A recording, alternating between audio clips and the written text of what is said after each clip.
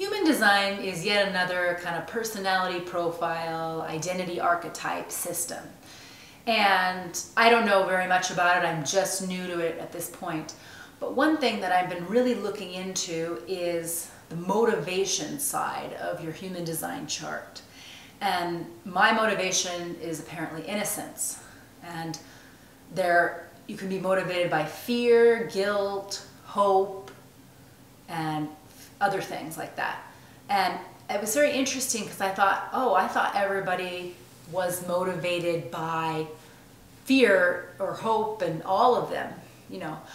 But it's a dominant motivation, and when you are in that, when you're in the opposite of your ideal motivation, and for innocent, it's not guilty or guilt, but it's actually desire. So if you're in the opposite of your motivation, that's when you're in a state that's kind of bringing out the worst in you, so to speak. It's like I think of it like how a south node operates. It's the kind of, if you're in this state, you're in your comfort zone, but you're in the least ideal for your evolution and growth. So let me break this down. If you're innocence motivated, the opposite of innocence motivated is desire. What does that mean? It means having a very strong agenda of wanting something to happen. You want something, you want it to happen. You desire and you want it. And if you're in that, only if you are innocence motivated is this bad, let's be clear. If you are in a state of putting an agenda and wanting a particular result, then you are in your unideal state, because you are meant to be motivated by innocence, which, as my understanding, you are motivated by the joy of doing just to do, not having an agenda on it, not having a plan, not putting all the desire, I want this, I gotta have it, on the action. It's very strange, because I have been looking for videos to try to understand it, because it's like, well, how can you get out of, we are driven by our wants. When you think about writing a character, everyone always says, what do they want? How are they not getting it?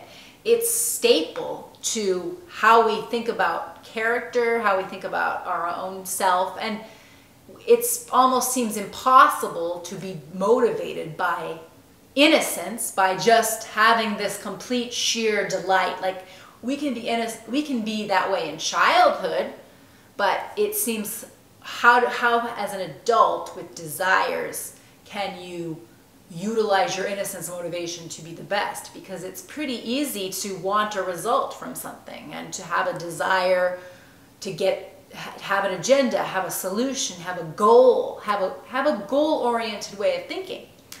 So, to my understanding, innocence motivation is you are, of course, you're never going to be away from that desire, but you are aware of how when you are really set on having something happen a particular way, that is unideal.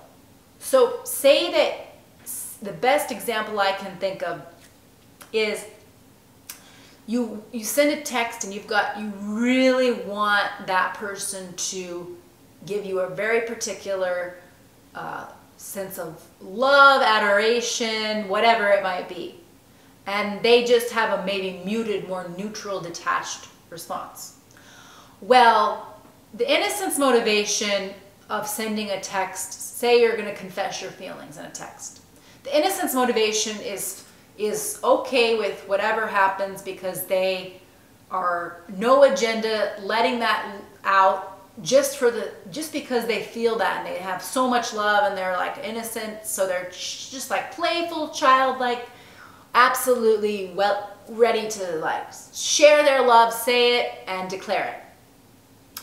And so then that person when there's no agenda to it, they feel, the person that's receiving the text then feels, oh, I don't have this kind of person I don't feel this sense of this person being really keen on a particular response or putting pressure on me. So desire motivation is the pressure of needing a declaration of I love you back.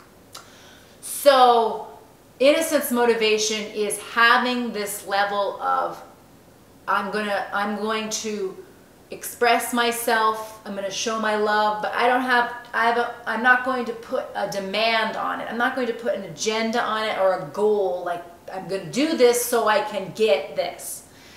Innocent motivation, I'm going to put this flyer up and I'll see what happens. I'm excited to teach this class and put this flyer up, but it's not, I've got to have 70 people in this class in order to make this much money for this class. Like, that's when you're in desire motivation, when you're like, I've got to have this person declare that they love me so I feel good, or I've got to have 70 people sign up so I can pay XYZ in money.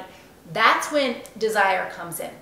So innocence motivation is drawing back that goal-oriented, achievement-obsessed, if I do this, then that mentality, and taking away an insistence, a pressure, a demand on what you think can happen. So getting rid of this expectation of needing this to happen. And this is only, let's be clear, this is only a dynamic that's present if innocence is your motivation. If desire is your motivation, then actually it behooves you to be in an agenda-driven place and to not be just in this kind of idle, we'll see, whatever happens, happens. Like if a desire motivation person, if they are in innocence, if they are in a kind of, we'll see what happens, that serves them, that is when they're in the worst state they can be in. So it's very similar to north and south nodes, where one of them is your comfort and what you tend to kind of default to, but it's the least ideal for your growth. And then the other is the state that might be uncomfortable, but that you've got to learn how to embody. Anyway, another thing I think about with innocence is if you are creating and playful and just not putting a demand on anything you do, whether it's in your relationships or your work, you are going to feel optimized. Whereas if you are constantly thinking, it has to happen this way, I need this to happen today, or I need this to happen a certain date, I need this person to respond in this way. If you're having that need to control and have that agenda put in, that's when you're in what's called your transference, which means that's your unideal state of desire. So I'm putting this out there because I don't see very many videos that try to analyze innocence motivation.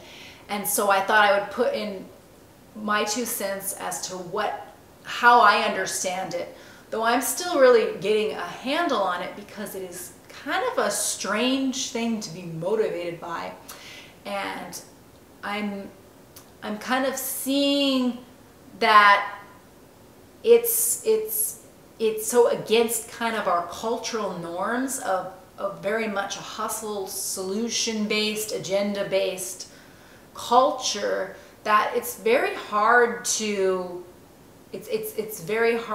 kind of unwire from having an agenda and a demand on how things pan out. So hope this was helpful if you are involved in analyzing human design. This is just one small aspect. There are so many elements to human design, but this is a particular one that I just don't see very much content about, so I thought I'll give my insight here. Hope it was helpful.